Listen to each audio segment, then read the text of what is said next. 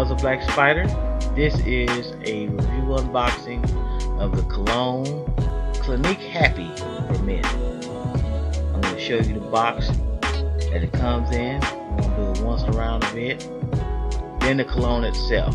This is the 1.7 fluid ounce version. It also comes in a 3.4 fluid ounce version too. I've worn this cologne for a while, you can see.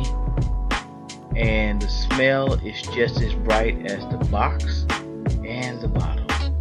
It's featuring a strong but not overwhelming daytime, summertime citrus smell that reminds me of smelling a fresh tangerine by the sea, and as feminine as that sounds, it's a manly smell that women will love. It has skin stain power at 5 hours.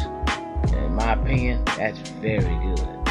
However, it is pricey. I've seen it go for the cheapest $25, $54 at the most. Overall, if you're looking for a change in your cologne arsenal, this is well worth checking out.